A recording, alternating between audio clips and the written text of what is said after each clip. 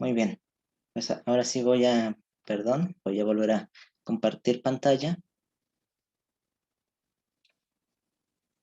Y bueno, pues comencemos con lo siguiente.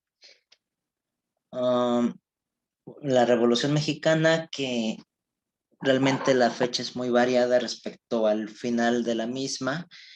La mayoría de los libros de texto que ustedes tienen, con los que se les enseña historia en la secundaria, fijan el año 1917 como final de la revolución. Sin embargo, pues les digo, es bastante variado. Y pues hay quienes dicen que no, que esa no es la fecha de finalización. Bueno, pues vamos a ver estos antecedentes, los antecedentes que dan origen a esta Revolución Mexicana. Bueno, pues para empezar, vamos a recordar que la clase pasada vimos cómo Porfirio Díaz se convierte en el gran presidente de México, ese gran dictador que va a establecer orden en nuestro país mediante el uso de la fuerza, va a acabar con las rebeliones militares y de guerrillas, y con esto va a iniciar esta etapa del porfiriato, que justamente termina en 1910. Eh, Antes de esto, en 1908, vamos a tener que Porfirio Díaz va a anunciar una entrevista con un periodista norteamericano, en territorio estadounidense, claro está, de nombre James Clickman. Y Clearman, eh, en esta entrevista, recibe una noticia que termina llamando la atención de toda la población mexicana, que es que Porfirio Díaz anuncia abiertamente que México está listo para tener elecciones y que pues él ya se siente muy cansado. Por lo tanto, ya no va a continuar gobernando. Eh, Esto es muy importante porque para este momento Porfirio Díaz pues ya es un hombre mayor.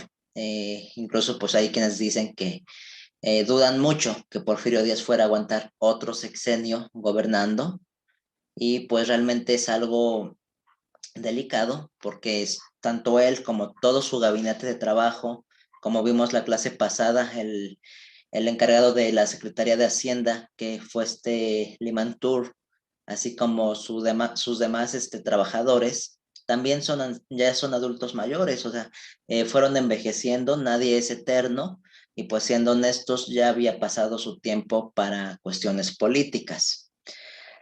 Ante esta noticia, esta excelente noticia que reciben los mexicanos, comienzan a organizarse políticamente hablando. Se van a empezar a formar clubes políticos por todo el país. eh, y bueno, algunos de estos clubes políticos van a terminar consolidándose posteriormente como partidos políticos.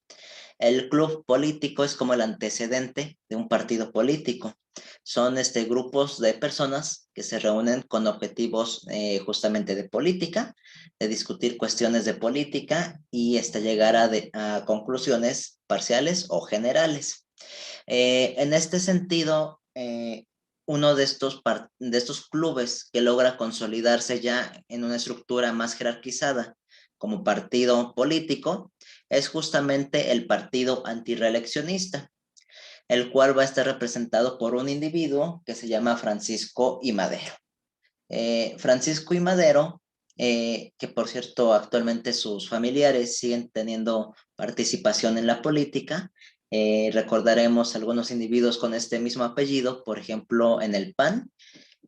Incluso, pues, si vemos alguna foto de estos candidatos de la actualidad o de estos políticos de la actualidad, mejor dicho, sí tienen un gran parecido con Francisco I. Madero. Eh, bueno, es muy importante entonces que tomemos en cuenta que eh, Francisco I. Madero es un político mexicano, viene del extranjero principalmente en cuestiones de formación. Él estudió en el extranjero, él se capacitó en un sinfín de cosas. Sin embargo, la política no era su fuerte realmente. Tanto él como su familia se dedicaba principalmente a negocios, a cuestiones de empresas, eh, cuestiones de comercio, pero realmente la cuestión política, pues hasta ese momento no era lo suyo, nunca se habían involucrado en ese tipo de asuntos, a pesar de ser de las familias más importantes en cuestiones de dinero aquí en nuestro país. Pese a todo esto, Francisco I. Madero decide irse a la cuestión política. Muchos no lo toman en serio, también hay que decirlo. Incluso para Porfirio Díaz, él no era pues, un obstáculo en cuestiones de política. Eh, la situación aquí es que Madero hace algo que hasta ese entonces no se había hecho en nuestro país. Lo que hace es iniciar algo que se llaman giras. Hoy en día es muy común que los políticos se vayan de gira, que vayan recorriendo o todo el país o todo el estado o toda la alcaldía según el puesto al que se vayan a postular. Sin embargo, para 1908, 1910, este tipo de cosas no estaban presentes en la política mexicana. Es algo innovador, es algo que realmente hace que Francisco I. Madero tenga varios simpatizantes, porque justamente va recorriendo el país promoviendo su campaña electoral. Poco a poco Francisco I. Madero empieza a ganar seguidores, empieza a tener este gran auge, porque aparte para él los grupos bajos, los grupos de la población, como son campesinos, obreros y demás, lo ven con buenos ojos porque piensan que va a cambiar la cuestión política, la cuestión laboral y va a acabar con los problemas de la pobreza que estos individuos tienen, o al menos es lo que ellos pensaban en este momento. Eh, Posteriormente, ya para 1910, se llevan a cabo las elecciones presidenciales que todo el país había estado esperando, y vamos a tener varios partidos políticos, uno de ellos el antirreeleccionista. También es importante aclarar esto. En realidad, todos los partidos políticos de aquel momento, incluyendo el antirreeleccionista, el que se dice antirreeleccionista, proponen a Porfirio Díaz como presidente. ¿Qué es lo que cambia? Lo que cambia es que van a proponer como vicepresidente a diferente persona. Justamente el partido antireeleccionista propone como presidente a Porfirio Díaz y como vicepresidente a Francisco I. Madero. ¿Por qué? Porque realmente volvemos a lo que ya les dije de la cuestión de la edad de Porfirio Díaz. Todos están seguros de que Díaz no va a aguantar un sexenio completo. Entonces, todos están esperando a quienes a lo largo de ese sexenio él muera. Y por lo tanto, cuando el presidente muere, en ese entonces, el que ascendía a la presidencia era el vicepresidente. Entonces, por eso es que estos partidos políticos proponen a un candidato para vicepresidente, más no para presidente. Hay que aclarar también esto. ¿Qué otra cosa ocurre? Eh, bueno, en las elecciones de 1910, Porfirio Díaz ya está consciente de que Francisco I. Madero sí es un problema para él. Él ya tenía su grupo de privilegiado, el cual iba a ganar la presidencia mediante las elecciones. Pues obviamente ya se tenía al nuevo presidente, simplemente se tenían que hacer las elecciones. Permítanme.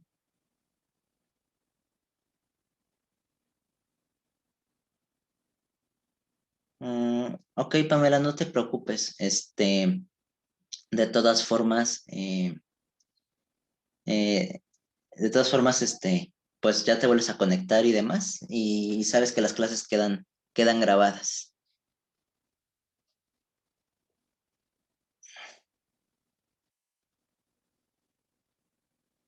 Ok, permítanme.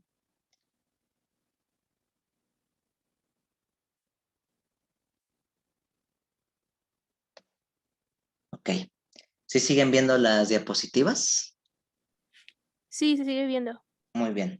Bueno, entonces les decía que en este momento Porfirio Díaz ya tiene a su grupo ganador. Eh, el problema era justamente Francisco y Madero. Entonces lo que hace es mandarlo a mandar a que lo encarcelen en San Luis Potosí, en el estado de San Luis Potosí. Eh, y pues posteriormente a las elecciones le dejan en libertad, pero pues obviamente ya que había pasado el periodo de elecciones y ya que se había consumado el fraude electoral en ese entonces. Ante esta situación, Francisco y Madero va a empezar a redactar, bueno, de hecho estando prisionero, comienza a redactar un documento, un tratado, un plan, que es el Plan de San Luis Potosí, también conocido simplemente como el Plan de San Luis. Vamos a ver qué nos dice este Plan de San Luis. Bueno, pues vamos a tener que justamente con este plan de Francisco y Madero va a iniciar la primera etapa de la Revolución Mexicana, que se le conoce como la etapa de la insurrección maderista. ¿Por qué se le llama insurrección? No sé si recuerdan en la clase de Independencia de México también se ocupa el término de insurrección. Bueno, pues insurrección hace alusión a la cuestión de, ¿cómo se dice? De algo que surge espontáneamente. Insurrecto es aquel que va a surgir de forma inesperada o de forma rápida, algo que no se esperaba básicamente. Y justamente así fue en la etapa maderista, fue algo, una insurrección, algo que surgió simplemente de un momento a otro. Eh, vamos a tener que ante el fraude electoral de 1910, Madero, pues como ya les dije, redacta este plan de San Luis, cuyo lema es sufragio efectivo, no reelección. Muy importante que anoten el nombre del plan y es el lema. ¿Por qué sufragio efectivo? Eh, ¿Qué es sufragio? Sufragio hace alusión al voto. Se puede ocupar como sinónimo de voto. Voto efectivo, es decir, aquel que ya haya sido electo mediante el voto, no debe ser reelegido. Justamente haciendo alusión a lo que, al contexto de la época con Porfirio Díaz, y dice, no, pues entonces a partir de este momento vamos vamos a impedir que la gente que haya ganado las elecciones se vuelva a reelegir. Y justamente este plan de San Luis, con este lema, convoca a que el día 20 de noviembre del año 1910, el pueblo mexicano se levante en armas en contra de este personaje llamado Porfirio Díaz. ¿Qué es lo que va a ocurrir? Bueno, pues realmente el 20 de noviembre no pasó nada, realmente no hubo gente que se hubiera reunido tal como convocaba Francisco y Madero. Eh, lo que sí pasa es que con el paso de los días, de los meses, va a empezar a haber como cierto aumento de gente que se une al movimiento armado. Francisco y Madero va por armas a Estados Unidos, regresa a México y pues poco a poco empieza a ir ganando seguidores para la lucha armada. Posteriormente, esto se intensifica más porque van a llegar grupos ya bien organizados de gente que tienen ya ejércitos bien definidos en contra también de Porfirio Díaz.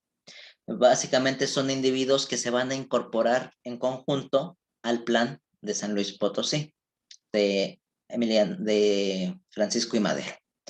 ¿Quiénes se van a unir a este movimiento? Se van a unir principalmente dos ejércitos. Uno es el de la División del Norte, repito, la Fuerza de División del Norte, en la cual estaba a cargo de este caudillo revolucionario que todos conocemos como Francisco Villa, cuyo nombre real no era Francisco Villa, sino que su nombre real era Doroteo Arango.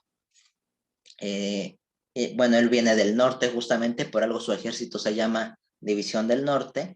Eh, Él era de Chihuahua, de Parral, Chihuahua.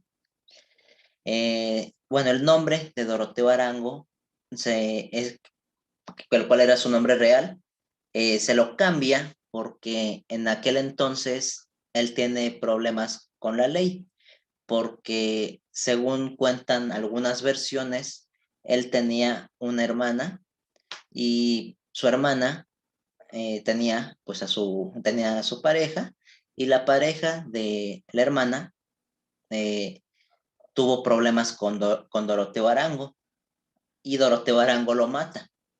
Entonces, en el momento en el que mata al esposo de su hermana, él se convierte en prófugo de la justicia, y para evitar ser encarcelado, se cambia el nombre a Francisco Villa. También tenemos al otro general de aquella época, que es el general Pascual Orozco. Realmente Pascual Orozco no tiene gran importancia, su ejército no tiene el gran peso como los otros ejércitos. No obstante, sí hay que mencionarlo porque en un primer momento su ejército sí apoyó bastante al triunfo de la insurrección maderista. Y pues bueno, eso en el norte. Y el otro ejército, el gran ejército que les estoy diciendo que tenía México, era el ejército zapatista del estado de Morelos. Nada que ver con el ejército zapatista de hoy en día, hay que aclarar eso. Este era un ejército bien definido, bien armado, bien capacitado, eh, y justamente está a cargo de Emiliano Zapata, que bueno, supongo que igual han escuchado el nombre de este individuo en alguna otra clase o en sus clases de la primaria o secundaria. Vamos a tener que Emiliano Zapata va a tener un ejército que busca defender los derechos a la tierra. Ellos, recordemos, aquí les puse justamente con letras negritas el nombre de compañías deslindadoras. No recuerdo si se los expliqué la clase pasada, si no ahorita lo vuelvo a especificar. Estas compañías deslindadoras eran unas compañías financiadas o mejor dicho, apoyadas por el presidente Porfirio Díaz, que lo que hacían era buscar lotes baldíos. Iban por el país buscando lotes baldíos, y si la encontraban algún lote que parecía no tener dueño, se lo apropiaban. Se lo apropiaban, y el gobierno mexicano permitía que se apropiaran de estos espacios para ponerlos a trabajar y para hacerlos productivos. El problema con estas compañías deslindadoras es que muchas veces las casas o los terrenos sí tenían dueño y eran generalmente campesinos. Sin embargo, no simplemente llegaban y les quitaban las casas o los terrenos a los campesinos. Entonces, por esto, muchos campesinos se van a incorporar al movimiento armado de Emiliano Zapata para luchar por el derecho de sus propiedades, que habían sido arrebatadas por las compañías deslindadoras. Ajá, muy bien. Igual ya saben, cualquier duda que tengan, me pueden interrumpir y lo explico o lo vuelvo o resuelvo la duda que tengan, por favor. Muy bien. Vamos a ver qué resultados hubo a raíz de este primer levantamiento, de esta primera etapa de la revolución llamada insurrección maderista. Bueno, pues vamos a tener lo siguiente.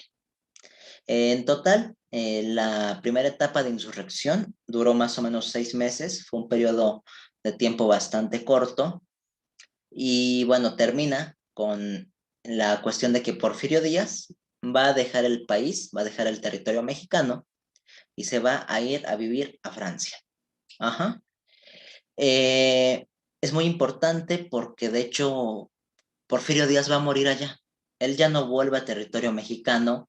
Incluso hace poco el presidente Andrés Manuel habló al respecto porque se tenía la intención de que los restos de Porfirio Díaz regresaran a México. Entonces, y pues reposaran, en algún momento se contempló la posibilidad de que reposaran en el mismo monumento a la Revolución, que se encuentra justamente saliendo del Metro Revolución, donde se encuentran, bueno, no sé si han visto el edificio, pero tiene 4 columnas y cada una de esas columnas tiene las tumbas de los diferentes héroes de la Revolución Mexicana. Entonces, muy importante esto de Porfirio Díaz. Él renuncia a la presidencia y se va exiliado. Nunca más volverá a México. ¿Qué otra cosa? Bueno, pues ante esta derrota de Porfirio Díaz, o mejor dicho, este triunfo de la insurrección maderista, se va a convocar a nuevas elecciones. De forma provisional, Madero será presidente interino. ¿Qué hace un presidente interino? Un presidente interino lo que hace o su obligación es gobernar provisionalmente a un país, o dependiendo del cargo, también hay presidentes municipales interinos, hay diputados interinos, etcétera, etcétera.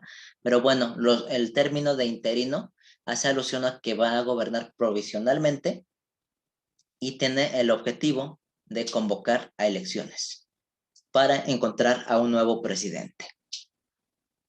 En este contexto, Francisco I. Madero es un gobernador provisional, justamente, pero se hacen las elecciones y Francisco I. Madero gana. Gana y deja de ser presidente interino para posteriormente dejó de ser presidente interino para convertirse en presidente electo. Cualquiera pensaría que tiene que ver con cuestiones de fraude o demás. Sin embargo, se tiene noción, históricamente hablando, de que aquellas fueron las elecciones más limpias en la historia del país. Es decir, nunca antes había habido unas elecciones tan impecables como la de aquel momento con Francisco I. Madero. Es decir, la población mexicana sí escogió a Francisco I. Madero como presidente mexicano. Ahora, de aquí se van a derivar otras situaciones, otros asuntos particulares, porque Madero, que es justamente lo que aquí estoy poniendo en esta diapositiva, en este tercer punto de esta diapositiva, vamos a tener que Madero le va a dar la espalda a aquellos aliados revolucionarios que en algún momento de su vida le habían apoyado. Es decir, le va a decir a Francisco Villa, le va a decir a Emiliano Zapata, pues gracias por su apoyo, yo ahorita ya soy el presidente y pues regresen a sus tierras y pues así lo vamos a dejar, ¿no? Entonces básicamente le da la espalda a aquellos que le ayudaron a triunfar. Por si eso fuera poco, eh, no va a ser una devolución de tierras a los campesinos, lo que les mencioné de estos campesinos que se unen al movimiento de Zapata. No, dice que no va a haber devolución de tierras. De hecho, él en el plan de San Luis nunca propone una devolución de tierras. Lo que él propone es una revisión de los casos, repito, una revisión de los casos de estudio de las compañías deslindadoras. Es decir, él propone revisar los casos particulares para ver si a algún campesino se le regresan sus tierras. Sin embargo, el campesino lo había entendido como un te voy a devolver tus tierras o voy a hacer una reforma agraria, cosa que pues él nunca propuso, pero esto hizo que se enojaran todavía más los campesinos. También vamos a tener que, bueno, Zapata, Villa y Pascual Orozco, que les digo que realmente no tuvo tanta importancia para estas etapas, se van a levantar en armas en contra del gobierno de Francisco I. Madero. Porque aparte de esto, se me había olvidado mencionar en lo que aquí está. Tenemos que Madero va a conservar una administración tal como la había dejado Porfirio Díaz. Realmente, bueno, Porfirio Díaz ya tenía a sus sucesores. Estaba consciente de que su gabinete ya estaba muy viejo y que pues tenía que haber un sucesor al poder. Entonces él, antes de que se desatara la revolución y demás, él ya tenía su gobierno sustituto, bajo una administración que él mismo había escogido, con gente joven que supiera cómo gobernar cuando él ya no estuviera. Y justamente esta gente joven es la que Francisco I. Madero ve y dice, ah, pues me gustan estos individuos para que gobiernen junto conmigo y pues se van a quedar. Entonces, él se va a quedar básicamente con el mismo equipo de trabajo que tenía como sucesor Porfirio Díaz y va a hacer a un lado a los revolucionarios que le apoyaron. Y pues bueno, a partir de este momento continúa la lucha armada. Francisco I. Madero no va a tener días de paz, realmente le va a sufrir bastante por lo mismo, porque Zapata se revela en el sur del país, Villa se encuentra haciendo destrozos en el norte del país, junto con Pascual Orozco, y realmente todos los días este Francisco I. Madero va a tener problemas con los rebeldes revolucionarios. Justamente aquí les pongo el nombre de otro plan, que es importante que también lo anoten, el cual es el Plan de Ayala. Repito, el Plan de Ayala, cuyo lema de lucha, por así llamarlo, es el lema de tierra y libertad. Haciendo justamente alusión a estos campesinos que se levantan en armas para exigir la devolución de sus tierras y que se les devuelvan también las libertades que perdieron cuando empezaron a tener que trabajar en las haciendas con los hacendados. Y pues bueno. Ok. Entonces, esa es la situación. Este es el contexto de este primer gobierno de Francisco I. Madero. Va a tener muchas rebeliones, va a tener a Emiliano Zapata que promulga su plan, va a estar en contra del gobierno de Francisco I. Madero. Ahora vamos a ver lo siguiente.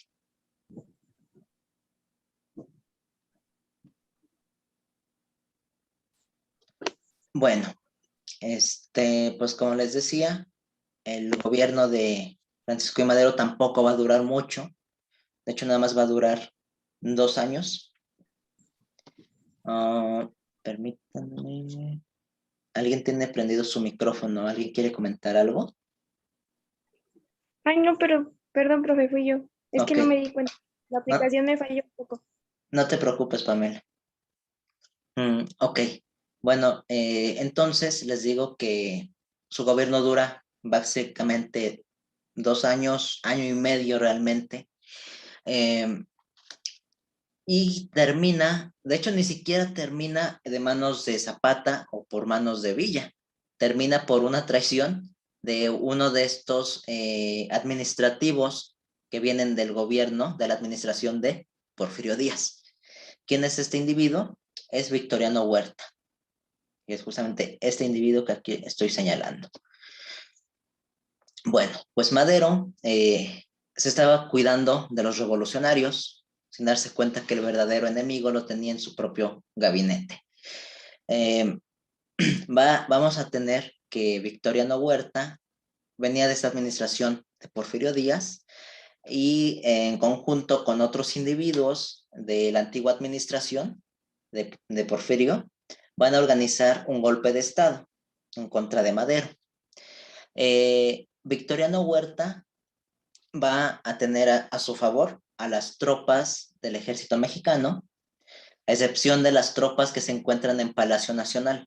En ese entonces Palacio Nacional seguía siendo la sede del presidente, la morada del presidente. Entonces todo el ejército está a favor de Victoriano Huerta, excepto el, el Palacio Nacional, las tropas de Palacio Nacional. Va a haber un enfrentamiento entre tropas rebeldes y tropas de Palacio Nacional. Van a tomar prisionero a Madero, van a tomar prisionero también al vicepresidente, quien había sido electo vicepresidente, que es José María Pino Suárez. Estos individuos, estos dos prisioneros, van a ser llevados a un lugar del centro histórico de la Ciudad de México que se llama La Ciudadela. No sé si han andado por allí. En ese entonces la Ciudadela era una zona de embajadas. Realmente era una zona muy delicada en ese aspecto, porque imagínense que hubiera un enfrentamiento armado dentro de la Ciudadela y que una bala perdida le llegara a algún embajador de alguna otra nación. Pues entonces hubieran podido incluso desatar una guerra contra otras naciones. Sin embargo, Victoriano Huerta lleva prisionero a Madero y a José María Pino Suárez a la Ciudadela y los va a obligar a renunciar a la presidencia de la República. Se llaman justamente de escena trágica porque son 10 días que los va a estar torturando en la Ciudadela para que firmen su renuncia como presidentes. Y bueno, como vicepresidente también. Después de esto, se les había dicho que se les iba a dejar en libertad. No obstante, Victoriano Huerta no respeta este convenio y los termina asesinando. Con eso termina la decena trágica, la llamada decena trágica. Bueno, ahora, ¿cómo se gestionó este plan de la decena trágica? No es algo que haya salido al vapor, algo que haya salido de un momento a otro, que un día hayan dicho vamos a organizar un golpe de Estado y pues todos se levantaron en armas. Fue algo bien organizado, fue algo dirigido principalmente por Victoriano Huerta, junto con otros revolucionarios de la época, bueno, mejor dicho, golpistas de la época, pero la principal ayuda viene de un embajador estadounidense que justamente se encuentra en la zona del centro de México. Este embajador estadounidense de apellido Wilson. Ojo aquí, Estados Unidos también tiene en este momento un presidente que se apellida Wilson. No hay que confundirlos. Ese es Wilson, embajador. Vamos a manejarlo así como Wilson, embajador. El punto aquí es que Victoriano Huerta y Wilson se van a reunir en la embajada estadounidense a gestionar este plan. Ahí se van a estar reuniendo porque no quieren como presidente de México a Francisco I. Madero. Y pues bueno, así es como se gestionó a grandes rasgos el plan de la decena trágica. Vamos a tener también que con esta decena trágica se va a poner fin a la segunda etapa de la revolución. La primera etapa fue la insurrección maderista, que realmente duró máximo un año, que fue de 1910 a 1911. Pues bueno, aquí tenemos ya la segunda etapa, que fue la del gobierno de Francisco I. Madero, que fue del 1911 al 1913. Si se fijan, son periodos de tiempo bastante cortos. Y bueno, con esto va a iniciar una tercera etapa.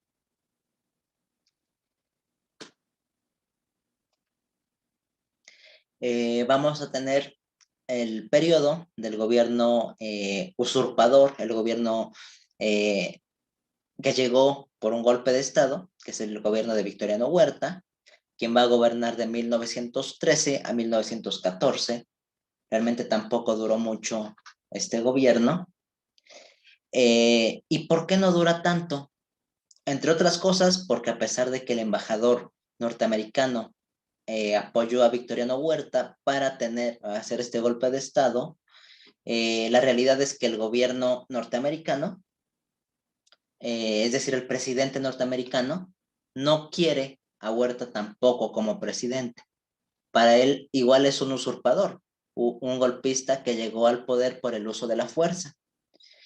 Entonces, pues no es del agrado del presidente de Estados Unidos y ante esta situación va a apoyar a los rebeldes, a los revolucionarios mexicanos para que le quiten el poder a Victoriano Huerta. Justamente va a tener a un candidato privilegiado, alguien que le va a encargar la misión de quitarle la presidencia a Huerta. Y pues este individuo favorito de Estados Unidos es Venustiano Carranza. que es justamente aquí quien estoy señalando. Venustiano Carranza, en ese entonces, era gobernador de Coahuila, del estado fronterizo de Coahuila. Y bueno, Carranza va a formar su propio ejército, que es el ejército constitucionalista. Muy importante que vayan recordando los nombres de los ejércitos y los principales líderes de estos ejércitos, porque son cosas que sí pueden venir en su examen.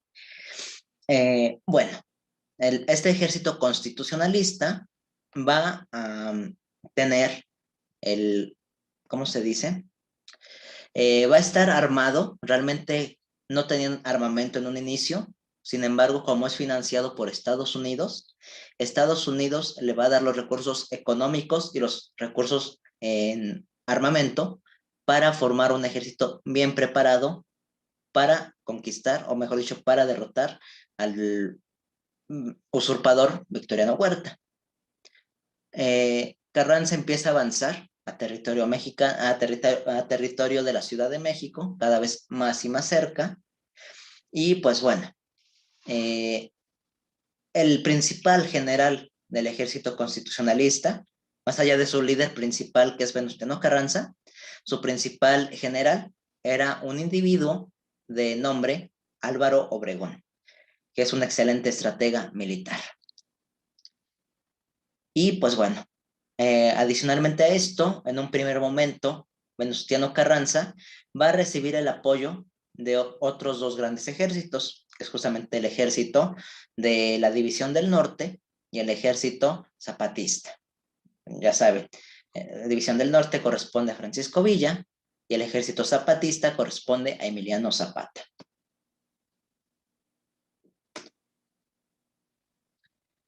Muy bien. Hay un gran problema al momento de clasificar la historia de la Revolución Mexicana, porque los historiadores no nos ponemos de acuerdo en una sola división de etapas. Entonces, hay quienes dicen que la tercera etapa de la Revolución Mexicana es la etapa de los vencedores, la cual se lleva a cabo del año 1914 a 1917. Ustedes, bueno, depende de cómo venga en su examen, puede variar. Ustedes consideren esta etapa como la tercera, si no viene la de Victoriano Huerta, o consideren la cuarta en caso de que sí venga la etapa de Victoriano Huerta. Ajá. Bueno, vamos a tener que Victoriano Huerta, ante el peligro de que se da cuenta de que el ejército constitucionalista va avanzando a la Ciudad de México. En el sur también tenemos a Zapata, que está acercándose a la Ciudad de México, que en ese entonces ya estaba aliado con Francisco Villa. Termina por huir de la Ciudad de México y deja la presidencia. Y ahora viene otro problema. Y bueno, aquí otra vez me equivoqué. De una vez lo voy a corregir, permítanme. Porque si no, ahorita que les suba las diapositivas, se van a confundir. Celaya, la División del Norte, Francisco Villa y también los zapatistas. No, entonces sí estaba bien, perdón. Bueno, les decía que en este momento Francisco Villa y Zapata, que están aliados, y van llegando a la Ciudad de México. Venustiano Carranza se preocupa, no quiere que a la Ciudad de México lleguen primero Villa y Zapata. Tienen una fama de ser individuos salvajes, individuos que no respetan la propiedad privada, que causan destrozos, que saquean casas y demás. Entonces, Carranza le pide a Álvaro Obregón, a su general Álvaro Obregón, que avance a la Ciudad de México para llegar antes a la misma. Villa y Zapata son aliados un buen rato, pero tiempo después, pues son dos líderes muy diferentes entre sí, y dos líderes no pueden estar juntos en el mismo equipo, por lo cual cada uno de estos se va por diferente lado. Villa decide regresar al norte, Zapata se va a quedar en el sur. Y pues bueno, Álvaro Obregón recibe la indicación de derrotar tanto a zapatistas como al ejército de División del Norte. Justamente será en la ciudad o en el poblado en ese entonces de Celaya que, que, que Villa va a ser derrotado. A partir de que Villa es derrotado en Celaya, no va a volver a tener el mismo poder que antes tenía. A partir de aquí va a ir en decadencia hasta que finalmente ¿cómo se dice? Termina por renunciar a la lucha armada. Realmente Venustiano Carranza le concede un indulto y le dice, mira, tú regrésate a tus tierras en el norte del país y con una indemnización y pues ya no te vuelvas a meter en asuntos de guerra. Y ahí se va a quedar. Villa se va a quedar en sus tierras en el norte del país hasta que, bueno, mucho tiempo después va a llegar otro individuo que se llama Plutarco Elías Calles y Plutarco Elías Calles lo va a asesinar. Pero bueno, eso ya es tiempo después. Vamos a tener también que Álvaro Obregón también va a derrotar a los zapatistas, al ejército de Zapata. Realmente era el mejor general que tenía en ese entonces la Revolución Mexicana.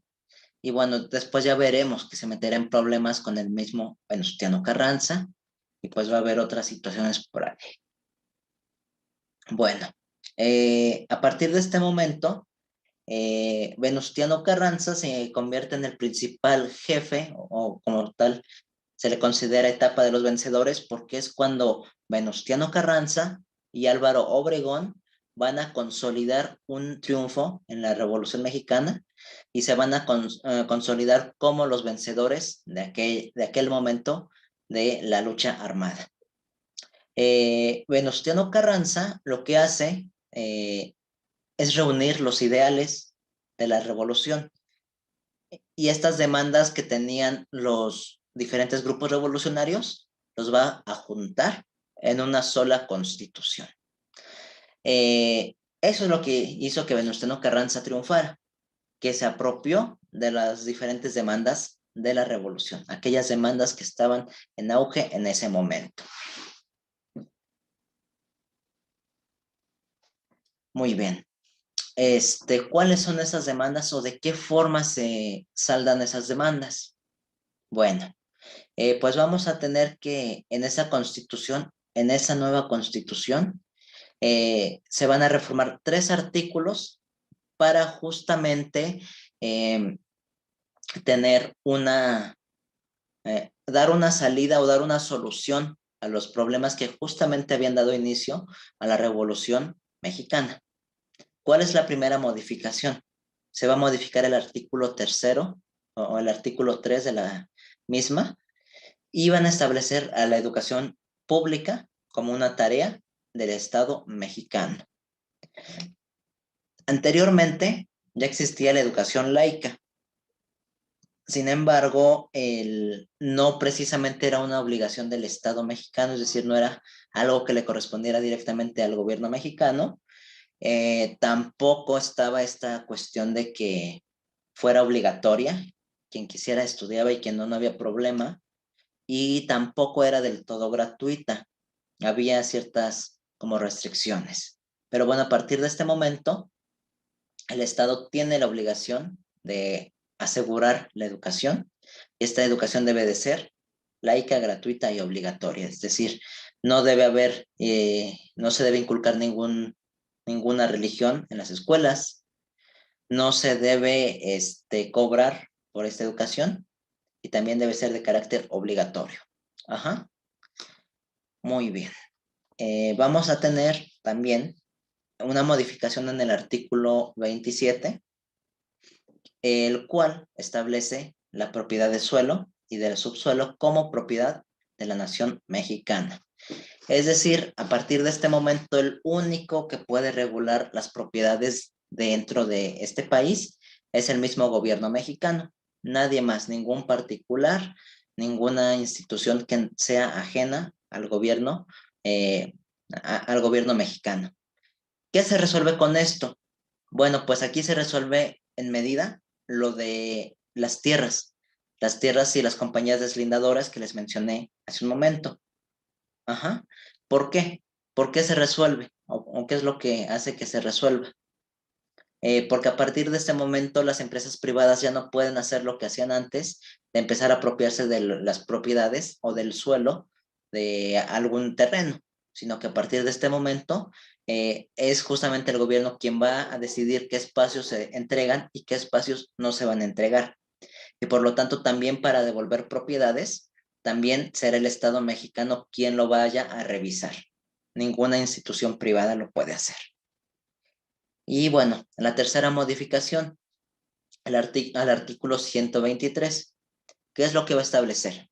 Pues bueno, va a establecer los derechos y obligaciones de los trabajadores asalariados. Con esto básicamente resuelve gran parte, o al menos en la teoría resuelve gran parte de los problemas de este país.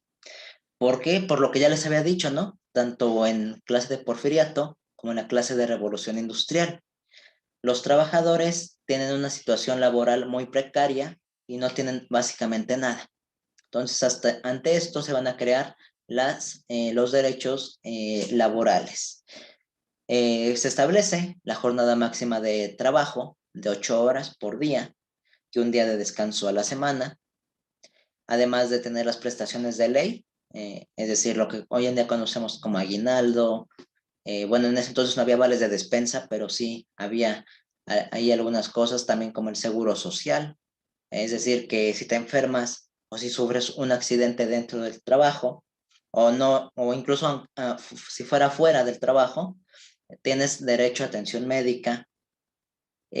También se da esta situación o este derecho de vacaciones, el derecho a tener vacaciones y de que tengas derecho a sueldo, es decir, que se te siga pagando a pesar de que tú te vayas de vacaciones. Y bueno, el otro aspecto, que es el derecho de huelga y a la formación de sindicatos. Muy importante, si recordamos la clase pasada, hablamos esto de que en las huelgas de Cananea y Río Blanco, eh, los individuos habían sido reprimidos, los habían o asesinado o mandados al hospital por haber sido golpeados por el uso de la fuerza. Sin embargo, a partir de este momento, el derecho de huelga ya es algo legal y además de esto tienen el derecho a formar sindicatos para defender sus derechos laborales. Muy bien. Ok, entonces esto es lo que va a hacer Venustiano Carranza. Va a hacer una constitución, o mejor dicho, va a promover una constitución que modifica esos 3 artículos y con esos 3 artículos va a beneficiar o va a buscar mejorar las condiciones del mexicano para atender las demandas revolucionarias que habían dado pie a iniciar la Revolución Mexicana en 1910. Muy bien. ¿Hasta aquí hay alguna duda con el tema de Revolución Mexicana? No, profesor, ninguna duda. Ok. Muy bien. Permítanme, bueno, sí, de una vez le seguimos con el siguiente tema. Vamos a dejar atrás el tema de Revolución Mexicana, de historia de México, y vamos a pasar al tema de de Primera Guerra Mundial, en historia universal.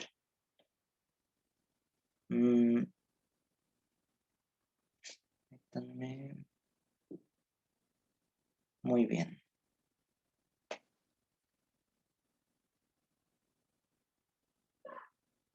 Bueno, pues entonces vamos a pasar al siguiente tema, historia universal. Vamos a ver este tema de la Primera Guerra Mundial. Ya en la clase pasada vimos la consolidación de los estados-nación con este aspecto del nacionalismo, con el derecho de los ciudadanos, y también vimos el aspecto del imperialismo, cómo se van a consolidar estos monopolios, en cuestiones económicas, en cuestiones de comercio, y van a dar pie a estos grandes monopolios.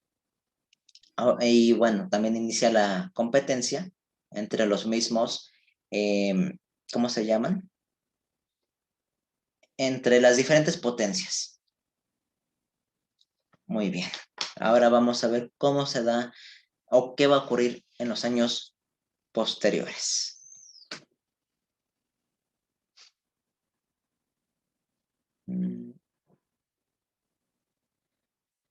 Ok.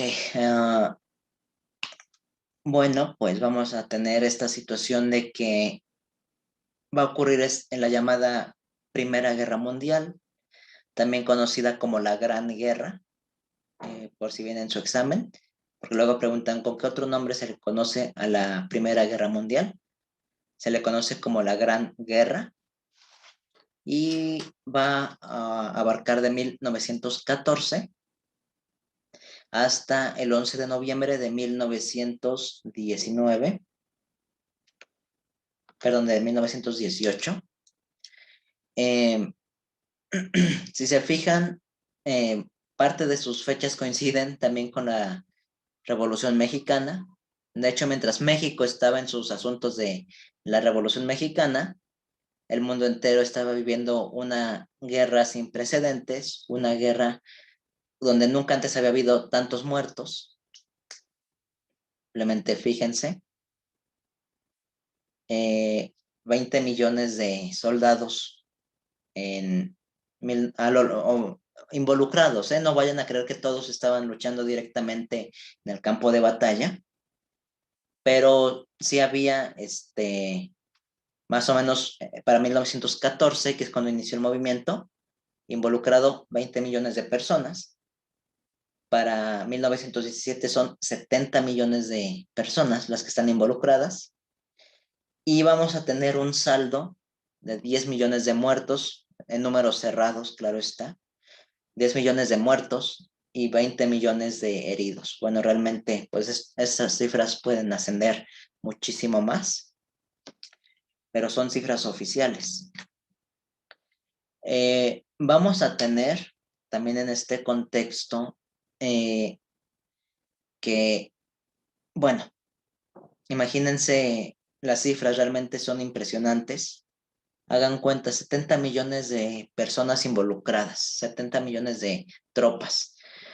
Básicamente estamos hablando de la población mexicana hasta antes del último censo. En ese último censo se dijo que había más de 120 millones de mexicanos. Y en el censo anterior, que me parece que fue en el año, que fue el censo anterior en México, que fue en el año 2010, éramos más o menos 90 millones de habitantes. Ahora imagínense, casi toda la población que hoy en día tiene México estaba involucrada en esta guerra, en la llamada Gran Guerra. Y pues bueno, ¿cuáles son los bandos? ¿Quién contra quién se enfrentó?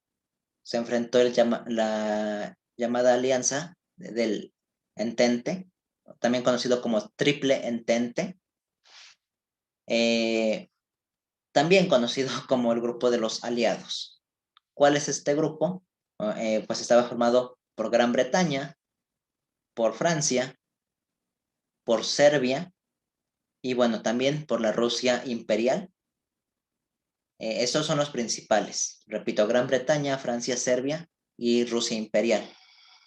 Ya posteriormente se va a unir Italia, se va a unir Grecia, Portugal, Rumania. Rumania que pues es un país muy similar a México en cuestión económica. Ahí andaba metida también en esa guerra.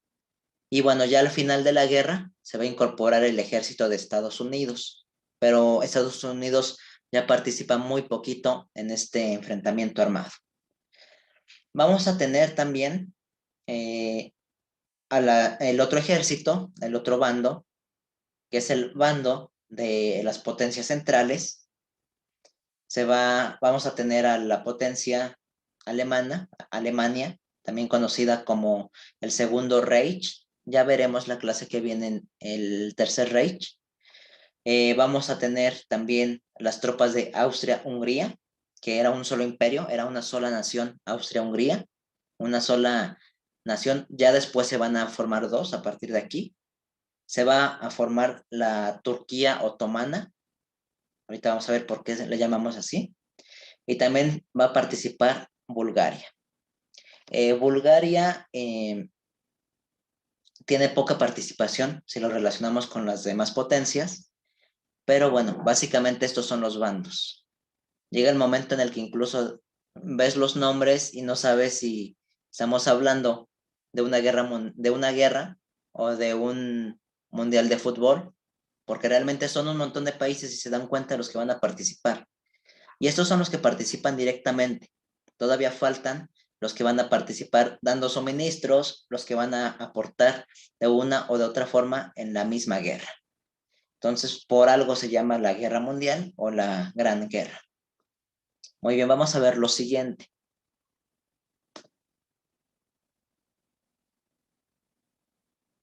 Permítanme. Bueno, vamos a ver cuáles fueron las causas de esta Primera Guerra Mundial. Vamos a tener lo que ya les dije la clase pasada. Se van a formar esos grandes monopolios. Se va a formar este capitalismo imperial en su fase imperial. Recuerden que el imperialismo, su fase superior, es el imperialismo.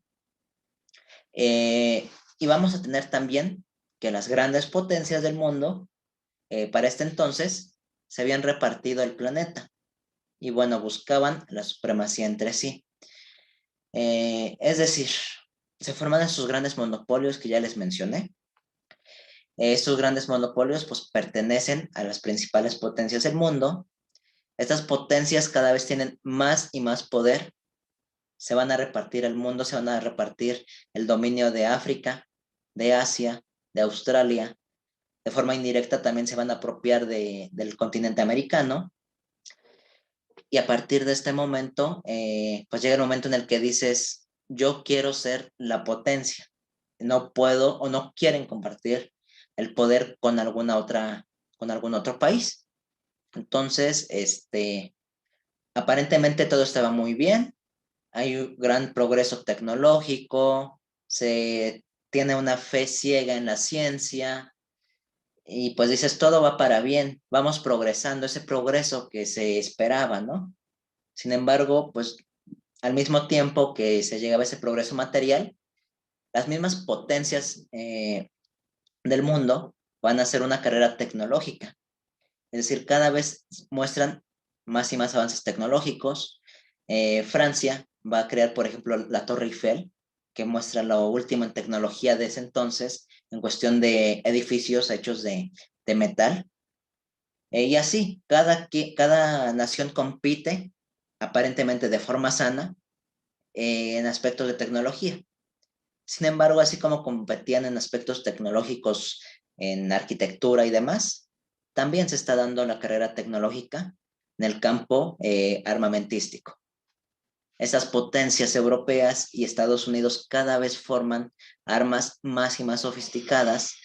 Se desarrollan las armas automáticas y de mayor municiones, se desarrollan granadas, se desarrollan los tanques de guerra, incluso que son una gran innovación para esta guerra. Entonces, básicamente era como un todos somos amigos, pero pues al mismo tiempo estoy desarrollando mi armamento por si acaso, por si se necesita. Y pues bueno, ante esa situación que ya les dije, no puede haber un dominio de todas las potencias. Forzosamente va a haber una que se va a querer imponer a las otras. Y justamente esto será lo que dará inicio a la búsqueda del dominio total sobre el mercado mundial. Es decir, que unas potencias en específico tengan el dominio sobre otras potencias. Y con esto tengan el dominio sobre el mercado mundial, sobre el comercio a nivel planeta. Y pues bueno, aquí les puse con letras negritas. ¿Cuál fue el pretexto? Esto que les dije fueron las causas, pero ¿cuál fue el pretexto? El pretexto para iniciar la guerra. Ese pretexto fue el asesinato de quien en ese entonces era un archiduque, el archiduque Francisco Fernando de Austria, mismo que era el heredero del imperio austrohúngaro. Ajá. Entonces, básicamente, este fue el pretexto. Realmente el hecho de que asesinaran a alguien, pues no es que no sea importante, pero pues no era un motivo como para desatar la guerra que se desató en este contexto. Vamos a ver entonces qué es lo que pasó. Como ya les dije, el desarrollo armamentístico se va a ver reflejado gracias al desarrollo de la ciencia y de la tecnología. Vamos a tener el desarrollo de bayonetas. Bueno, las bayonetas ya existían en tiempos anteriores, sin embargo, es una innovación, porque anteriormente pues eran cuchillos o eran lanzas o algo así, ¿no? En cambio, en este momento la bayoneta ya está dentro de, ya está al lado del rifle. Y pues si se te acaban las municiones, simplemente ocupas la bayoneta. Que bueno, tiempo después llegan a la conclusión de que las bayonetas no sirven. No me acuerdo si fue en la primera o fue en la segunda. Creo que sí fue en la primera. Este, dejan de ocupar las bayonetas porque se clavan en las personas, en la gente que quieren matar y ya no las pueden sacar. Y pues así ya no pueden ni volver a clavar la bayoneta a otro enemigo, ni tampoco pueden ocupar el rifle. Entonces llega el momento en el que durante la guerra dejan de ocupar la bayoneta y prefieren ocupar palas, porque las palas es más fácil de manipular y si la ocupas no te quedas sin tu rifle. Y aparte, bueno, portándonos en un término muy frío, muy poco, pues sí, muy frío, una pala al momento de que golpea a una persona, según nos dicen los testimonios de las personas que vivieron en aquella época, es más fácil de retirarla. No se queda incrustada en el cuerpo de la persona. Entonces, ya tiempo después, la bayoneta será reemplazada por palas. Vamos a tener también los lanzallamas, que son una innovación en la guerra, porque pues, bueno, pues no está de más decir lo que es un lanzallamas, ¿no? Porque aparte sirve para destruir los tanques de guerra. También vamos a tener el uso de granadas, que es como esta de aquí, que ven aquí. Es una granada.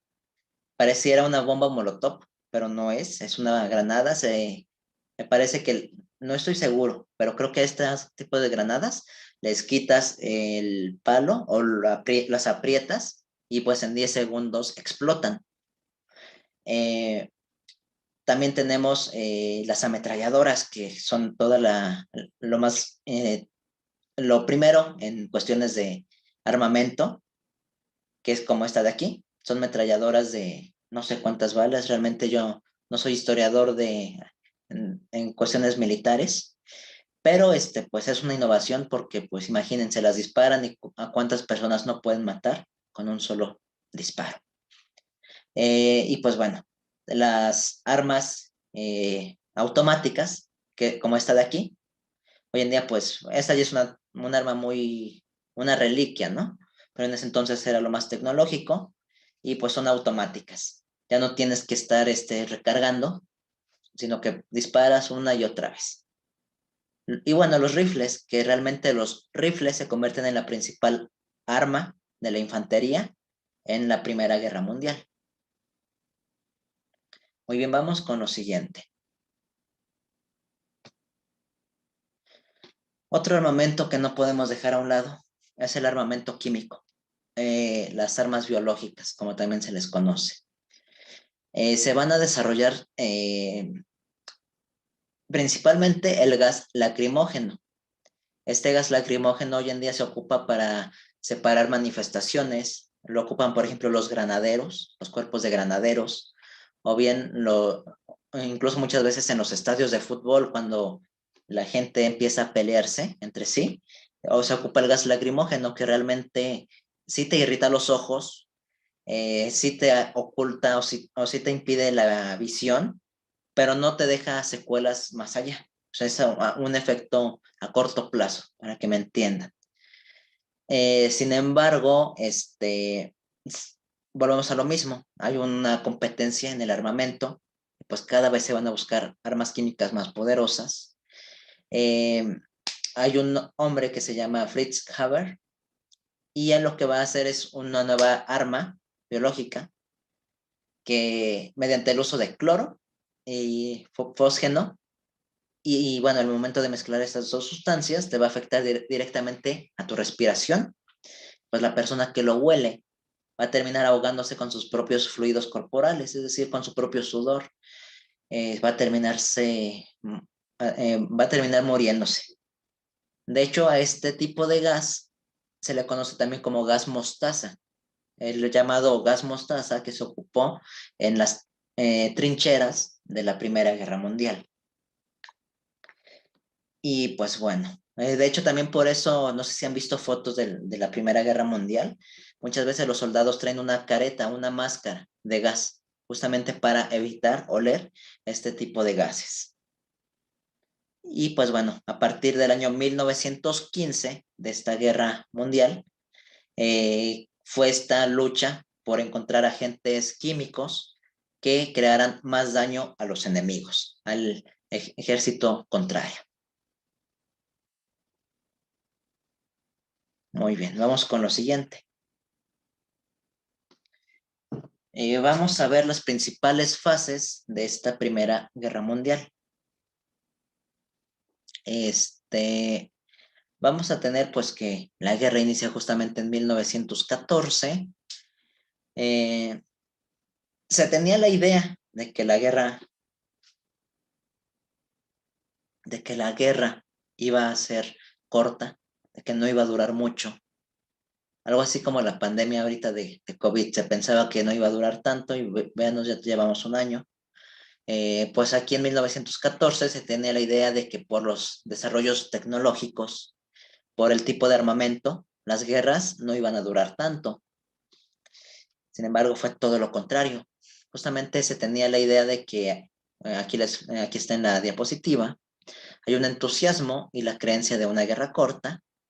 Sin embargo, los planes de ofensiva rápida no van a durar, realmente van a fracasar desde muy temprano, porque ninguno de los bandos a, va a dejar. Realmente el objetivo tampoco era destruir por completo o destruirse entre sí las naciones europeas. El objetivo era, por lo mismo de que era una guerra corta, hacer que el enemigo dijera no me conviene una guerra, entonces yo voy a ceder. Sin embargo, no fue así, fue todo lo contrario. Ninguno de los dos cedió. Para 1915 vamos a tener la guerra conocida como la guerra de posiciones o también como la guerra de las trincheras. Bueno, se me olvidaba. En esta primer parte, bueno, antes de esto, en 1913, anótenlo, en 1913 se va a dar una cosa que se llama la paz armada. Repito, la paz armada. ¿Qué es la paz armada? Es lo que ya les mencioné hace un momento, de esta carrera armamentística, donde cada quien va a empezar a formar sus ejércitos con diferentes armamentos tecnológicos de la época. ¿Por qué se le llama paz, la paz armada? Porque pues no hay guerra como tal, pero todas las naciones empiezan a prepararse por si llega a haber una guerra. Esa es la paz armamentista, en la paz armada, perdón. Sí, Madeline, lo voy a mandar. Se me olvidó subir el de la clase pasada, lo subí a YouTube, pero no lo puse en el Classroom. Ah, ahorita que terminemos la clase lo subo luego, para que no se me olvide. Muy bien. ¿Qué les estaba diciendo? Ah, sí. Entonces, esa es la paz armada. Luego ya tenemos esta parte de la guerra de movimientos, se tenía el objetivo de una victoria rápida. Y bueno, ya después viene la guerra de posiciones para 1915-1916, que se tiene el objetivo de este. No la subí. Según yo sí, ya me acordé por qué no la subí. Lo que pasa es que no las etiqueté. Ya nada más lo subí al de Historia de México. Ok, entonces ahorita las vuelvo a subir, las voy a subir. Perdón, ¿eh? No, se me olvidó, perdón. Ok, entonces tenemos ya después esta guerra de trincheras, también conocido como empate táctico, porque siendo honestos, nadie gana esta guerra. Eh, Simplemente, bueno, como es una guerra de trincheras, espero nunca les toque vivir una, y espero nunca les toque vivir una guerra de trincheras. Básicamente, pues es cada quien está en su trinchera, en un pozo hondo, con sus compañeros, con su rifle, con su bayoneta, y cada quien de su lado, ¿no? Entonces, un primer bando sale de su trinchera disparando, atacando al de la trinchera opuesta, llegan hasta la trinchera del enemigo, los atacan con bayoneta y después de eso retroceden, van de regreso a su trinchera. Ah, y ahora le toca al otro bando. El otro bando hace lo mismo, sale de su agujero, empiezan a disparar, llegan a la trinchera enemiga o matan al combatiente cuerpo con cuerpo con la bayoneta y regresan a su trinchera. Básicamente era una guerra de desgaste para ver cuál de los dos bandos se rendía. La verdad es que nadie se rindió y pues los que estaban en ese entonces gobernando, pues para ellos era muy fácil. Simplemente mandaban tropas de gente que ni siquiera eran militares, porque reclutaron gente de diferentes grupos poblacionales y los mandaron a la guerra. Entonces, para ellos fue fácil porque ellos no vivieron la guerra en sí. Y bueno, mm, y pues una guerra de trincheras, justamente aquí dice, movilización de los recursos de la nación. Cuesta mucho dinero mantener una guerra de trincheras. Imagínense pagar el alimento de los soldados en guerra, pagar el armamento, pagar un sinfín de cosas que implica movilizar un ejército y ejércitos tan grandes. Y bueno, posteriormente tenemos el año clave, que es el año 1917, que va a ser como el cambio en la situación de la guerra, porque va a iniciar una revolución en Rusia, la llamada revolución bolchevique. Lo vamos a ver la clase que viene. Esta revolución bolchevique va a terminar con el triunfo del Partido Comunista en contra del Partido Capitalista. Ya lo veremos la siguiente sesión.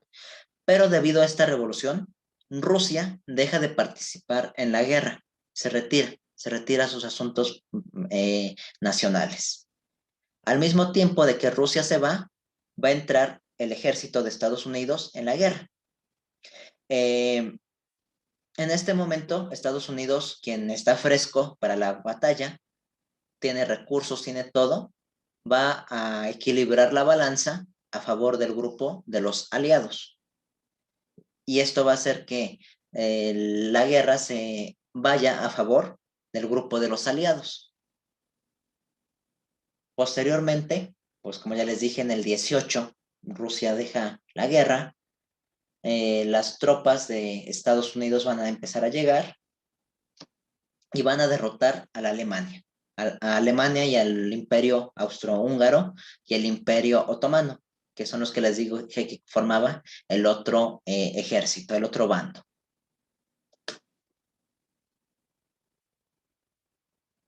Permítanme.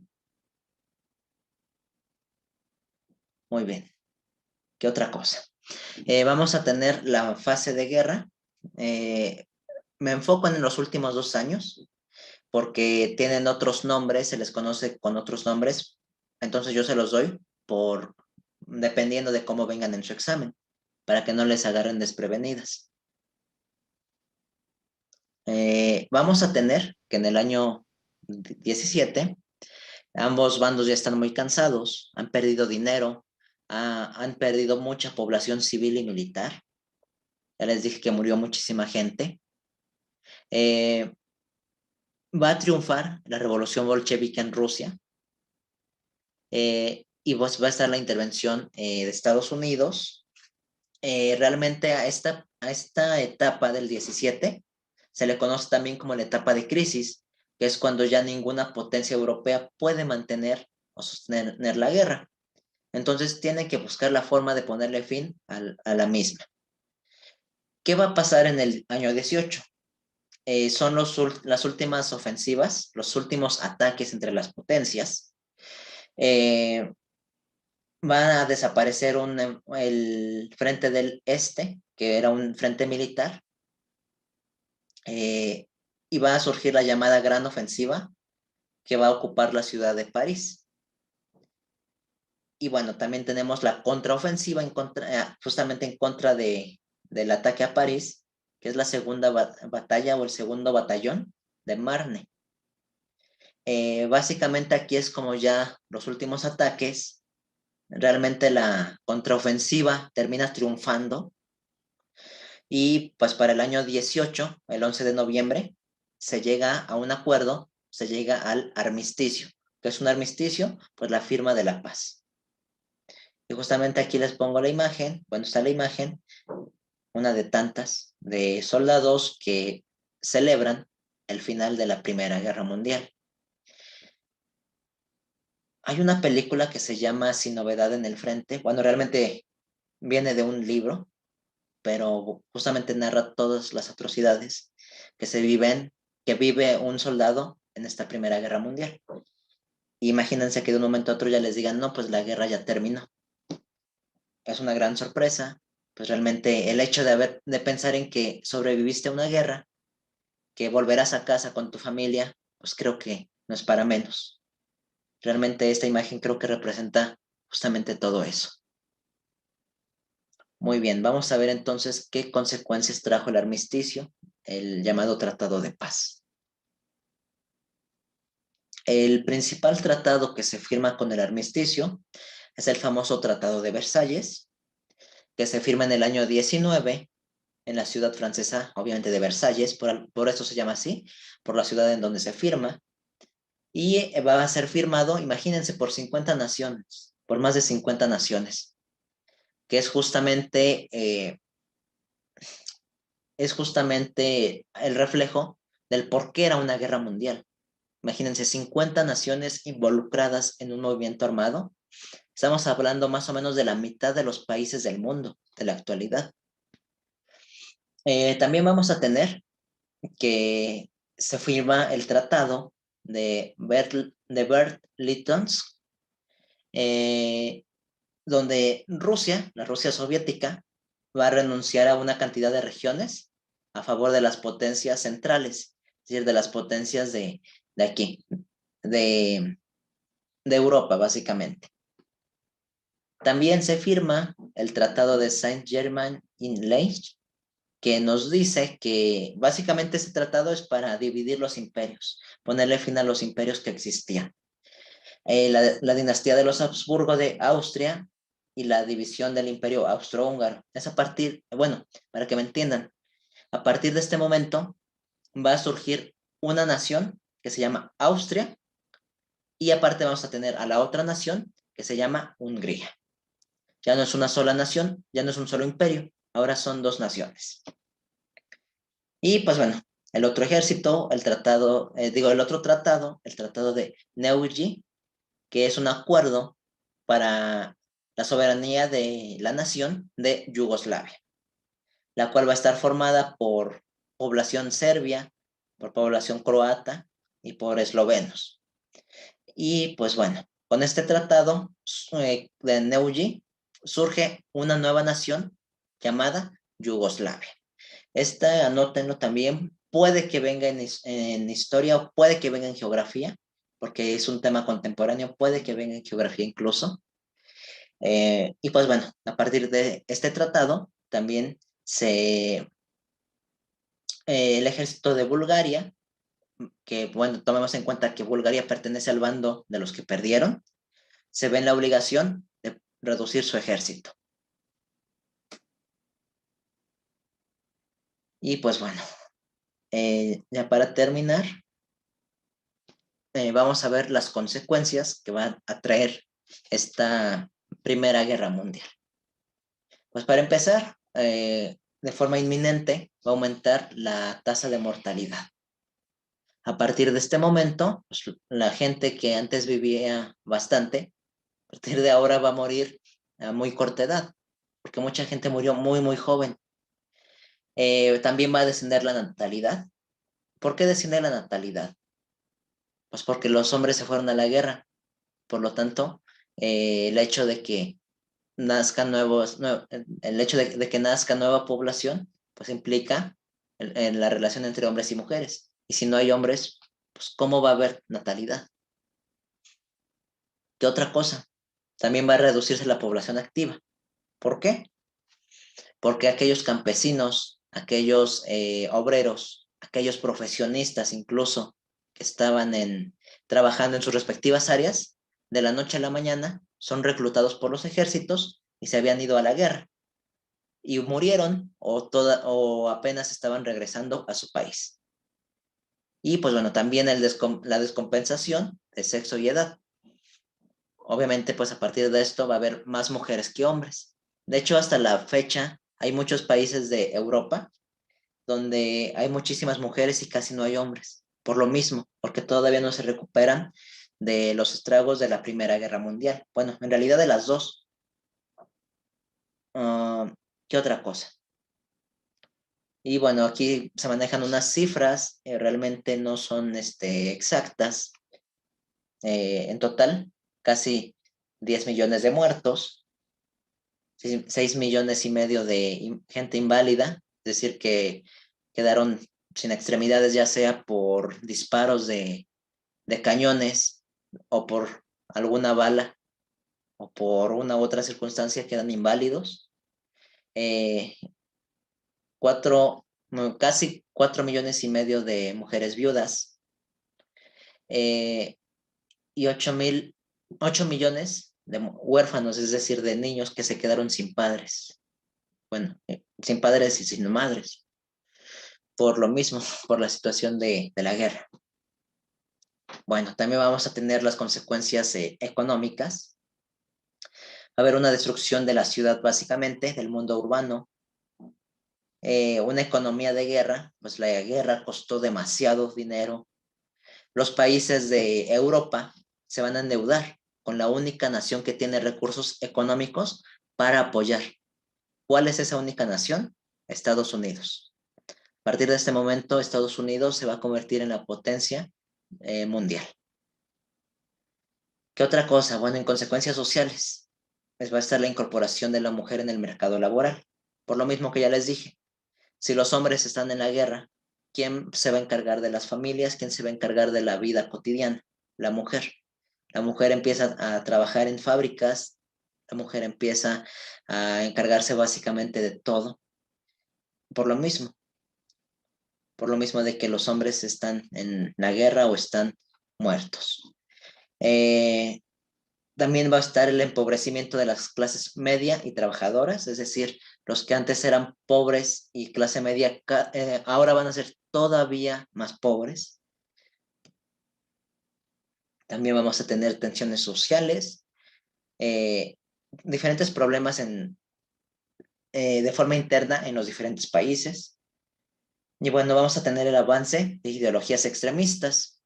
¿Cuáles son estas ideologías extremistas? Pues va a estar el que es extremadamente capitalista y el que es extremadamente socialista o comunista. Eso lo veremos la clase que viene, no, lo veremos en dos clases, cuando veamos la Guerra Fría.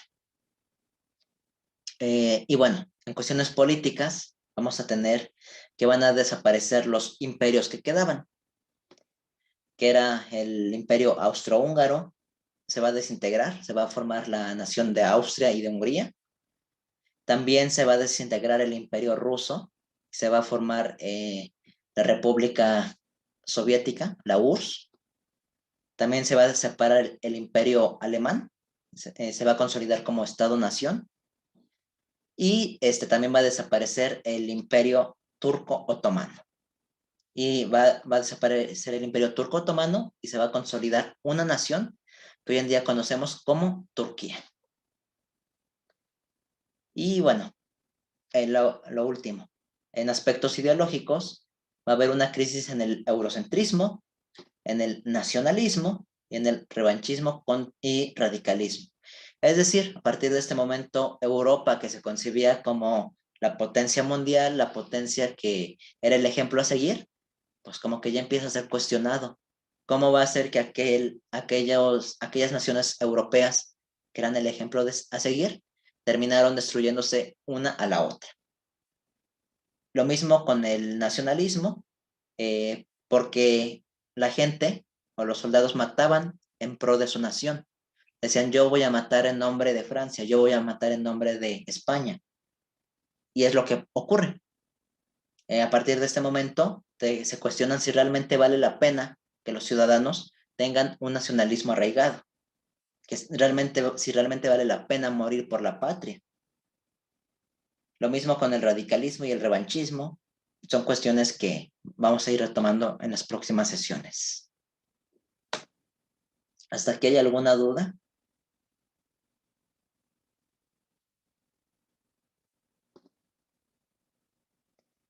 Muy bien. No, profesor. Ok. Voy a cerrar estas diapositivas y permítanme para abrir la otra. Nos quedan 20 minutitos. Las vamos a aprovechar para ver un tema de geografía.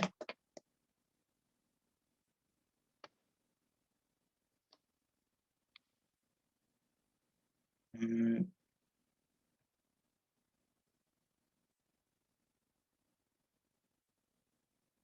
ok. Mm,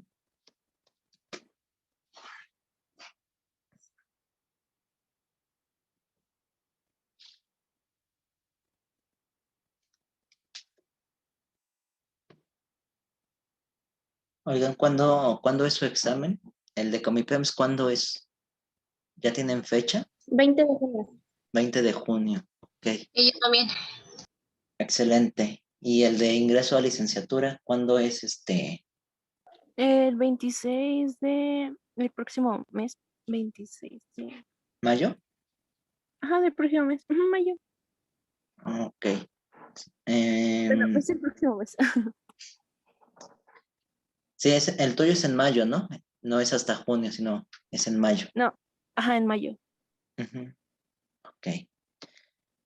Aunque contigo tengo que ver otra clase aparte porque en tu examen en historia viene un tema que es teoría de la historia, donde te hablan de las principales escuelas historiográficas y cosas así que no se ven en el temario de Comipems. Entonces, nos ponemos de acuerdo para ver esa clase. ¿Te parece? Sí, Ok. Muy bien, ya tengo aquí las diapositivas. Más antes de que se me olvide, por si nos prolongamos un poquito con la clase, les voy a pasar el formulario de asistencia para que lo llenen, por favor. Ya saben, únicamente con letra mayúscula y sin abreviaturas. Mm,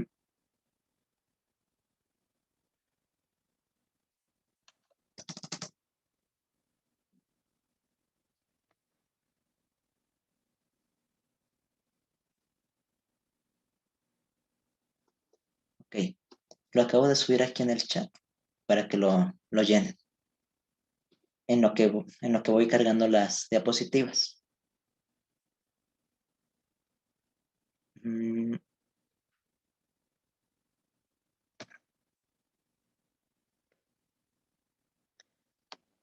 Igual me dicen ya que se vean las diapositivas, por favor.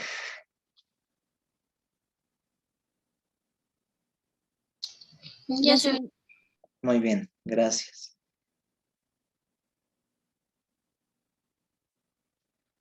Ok, veamos, vamos a poner en modo presentación. Vamos a ver aspectos de geografía económica. Pues vamos a partir de lo básico. ¿Qué es lo que estudia la geografía económica? Pues estudia la relación entre los factores físicos y biológicos, es decir, entre aspectos del entorno natural, aspectos también de carácter de la región donde vive la gente. ¿Por qué? Porque son creadores de los recursos naturales. Y pues bueno, a raíz de esto también se estudian las condiciones socioeconómicas, así como las técnicas que van a determinar la producción. Es decir, la geografía económica va a estudiar factores físicos, factores biológicos. ¿Por qué? Porque esos factores van a repercutir directamente o van a ser los creadores de los recursos de la naturaleza. ¿Cuáles son estos recursos de la naturaleza? Pues van a ser, por ejemplo, las frutas, las verduras, los diferentes productos que se derivan de la naturaleza. Y pues bueno, a la vez de que se estudian los recursos naturales, también se van a estudiar las condiciones socioeconómicas. ¿Por qué? Porque hay poblaciones que van a vivir justamente de estos recursos naturales, que son la base de básicamente toda la producción económica. Y pues bueno, también estudia las técnicas que determinan la producción. Es decir, va a estudiar estos aspectos de cómo estos recursos naturales son transformados en actividades primarias, secundarias, terciarias, para llegar a a los diferentes sectores de la población y cómo van a repercutir todos estos productos en la cuestión de la economía. Recordemos la clase pasada que vimos aspectos de globalización. Recordemos que vivimos en un mundo conectado entre sí y lo que afecte a un lugar va a afectar a todo el mundo, básicamente.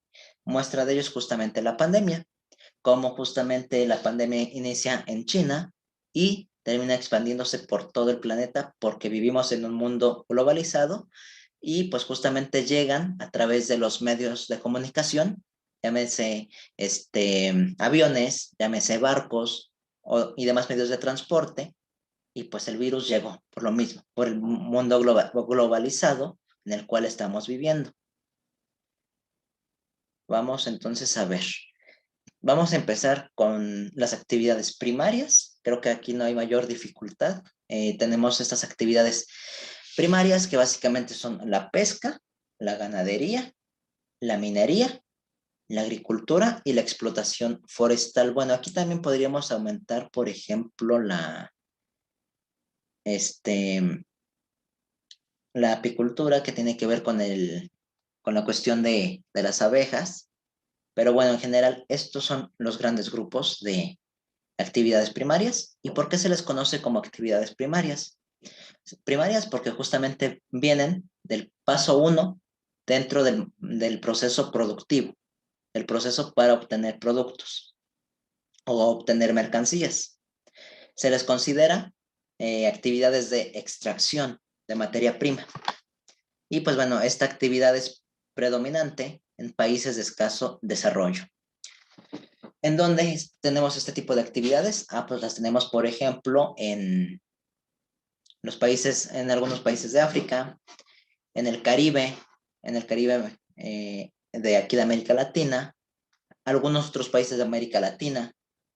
Y pues bueno, se les conoce así como actividades de extracción de materia prima y se dice que predominan en esos países porque son países donde no hay inversión para construir industria de transformación, para que, por ejemplo, esos tomates o esas manzanas se conviertan en un jugo de manzana o se conviertan en un enlatado de tomate.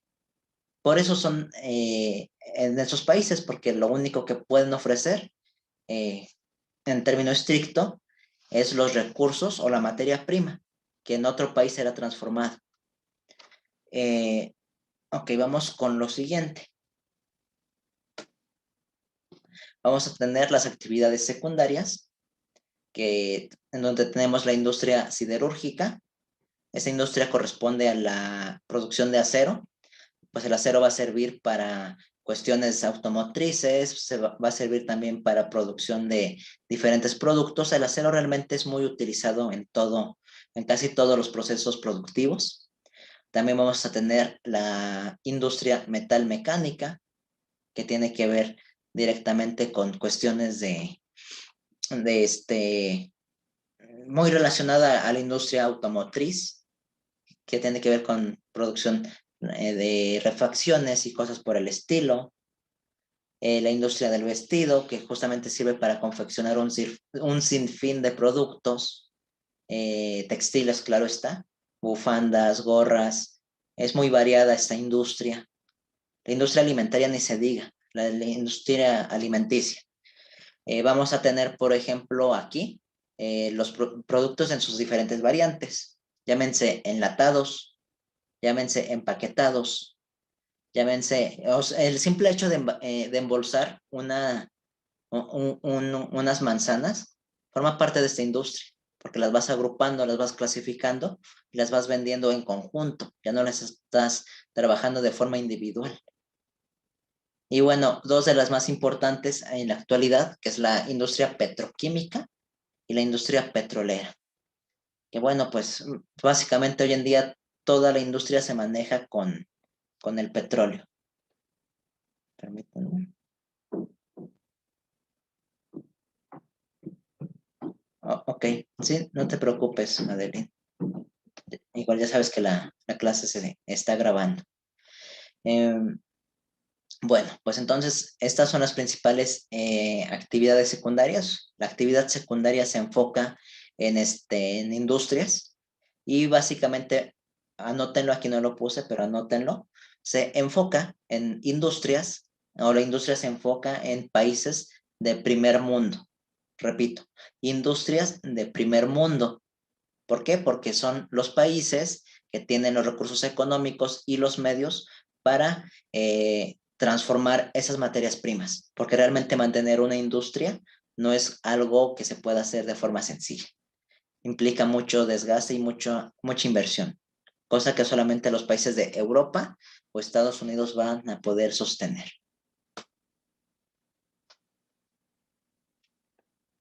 Ok, vamos con lo siguiente. Bueno, vamos con actividades terciarias. También se les conoce como las actividades de los bienes y servicios. Aquí vamos a tener el turismo, el transporte, el comercio, las comunicaciones en general. ¿Por qué se les conoce como actividades de bienes y servicios?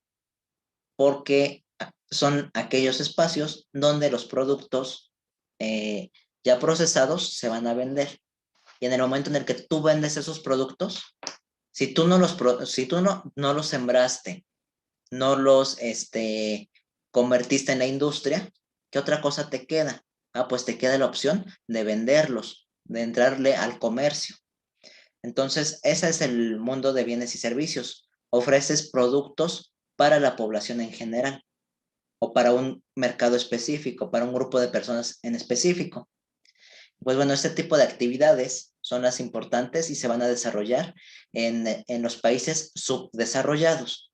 ¿Cuáles son los países subdesarrollados? Pues la mayoría de los países de América Latina, entre ellos México, que son países de hecho, México, su principal economía, bueno, la economía formal, se basa en gran parte en el turismo. El turismo es de las principales actividades económicas en México. Entonces nosotros somos un país de actividades terciarias.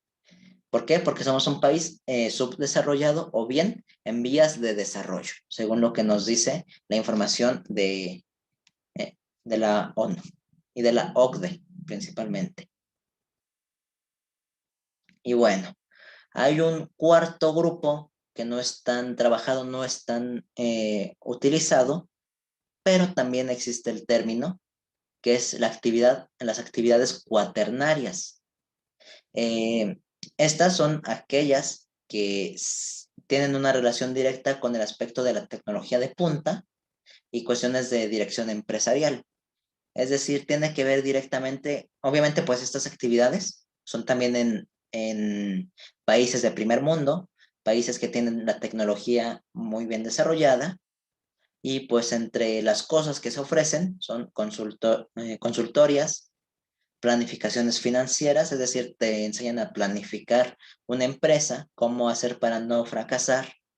En consultorias pues varía, son en diferentes campos, pero son básicamente guías, son asesorías, son cursos, son conocimientos para que las actividades terciarias puedan funcionar adecuadamente.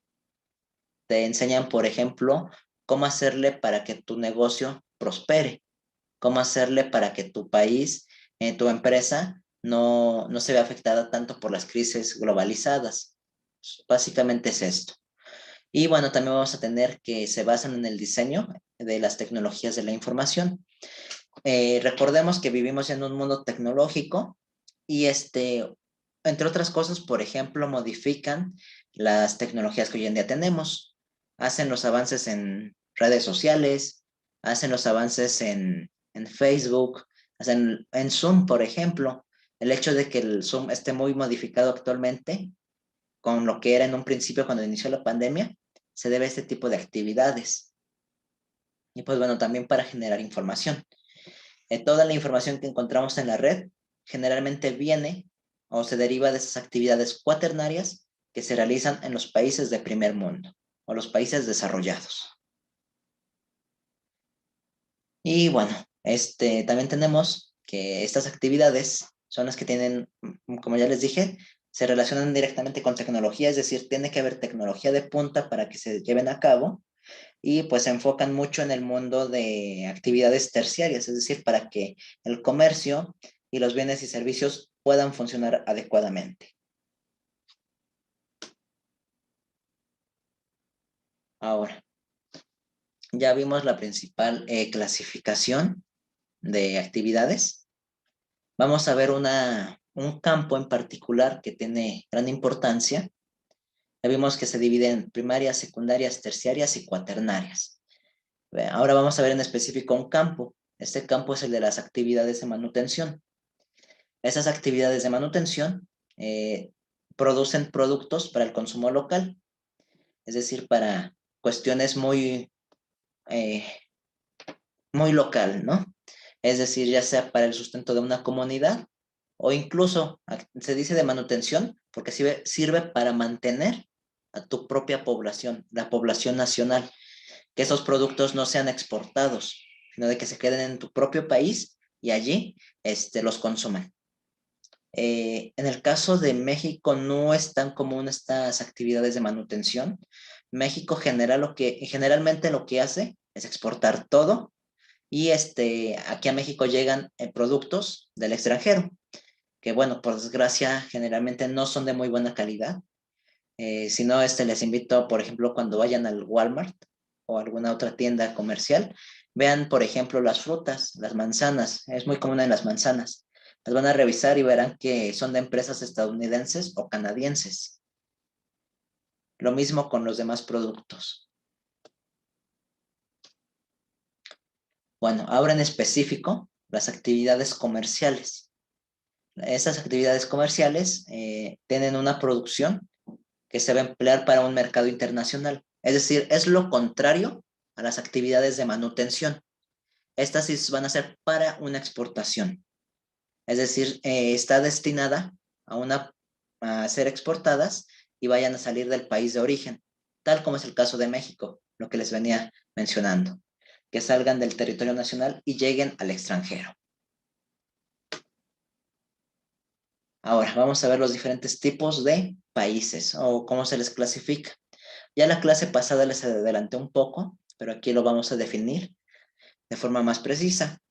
Vamos a tener a los países desarrollados, que son los que tienen una disponibilidad de capital para invertir, es decir, son los que tienen los recursos monetarios, los recursos económicos para sostener una inversión en una empresa en particular o en una industria en particular. Recuerden lo que vimos la clase pasada, de las transnacionales. ¿De dónde vienen esas transnacionales? Pues de países que tienen la capacidad económica para crear esas empresas y para sostenerlas, que son los países del primer mundo. Llámese Estados Unidos o llámense los países de Europa Occidental. También son países con un gran desarrollo tecnológico y científico. No está de más ver por algo las vacunas de COVID surgieron en Inglaterra, surgieron en Alemania, bueno, no sé si Alemania tiene, pero por ejemplo en Rusia que creó su propia vacuna, en China, que igual es un país de primer mundo en la actualidad. Entonces, de ahí viene el desarrollo científico y tecnológico. También vamos a tener las industrias en expansión, que son justamente son las industrias transnacionales, esas industrias que cada vez van creciendo más y más. También vamos a tener que en los países desarrollados van a prevalecer actividades terciarias y secundarias, como ya les dije. Las secundarias se encuentran aquí. Y también terciarias porque realmente tienen mucho comercio y otro tipo de actividades de este mismo estilo. Tienen comunicación suficiente, van a tener los bienes y servicios necesarios, tienen luz, tienen agua, tienen todos los recursos, tienen carreteras eficientes, tienen un transporte público eficiente. Y bueno, también hay un bajo crecimiento poblacional. ¿Por qué? Porque se han implementado los métodos anticonceptivos de forma adecuada y allá pues la gente sí los utiliza. Sí hay se supone, hay una educación sexual adecuada. Por lo tanto, la población, el crecimiento de población es bajo. Y bueno, también hay un alto ingreso per cápita. Ahorita, bueno, la próxima sesión veremos esto de ingreso per cápita. Y vamos a tener que se cuenta con mano de obra tecnificada y va a haber poco desempleo. Bueno, poco desempleo si lo comparamos con los países como México o los países no desarrollados. Muy bien. Ahorita yo creo que le vamos a dejar hasta aquí. Porque, bueno, todavía falta explicar algunas cosas. Entonces, ahorita le dejamos hasta aquí. No sé si tengan alguna duda antes de que terminemos la clase del día de hoy. No, maestro. Muy bien. Ok. Ninguna duda, maestro. Perfecto. Bueno, entonces, si no hay más dudas, nos vemos el próximo miércoles, igual en el mismo horario.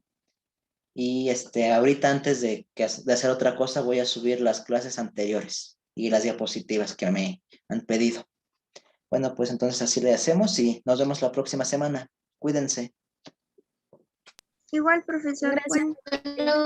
Bueno. Hasta luego, cuídense.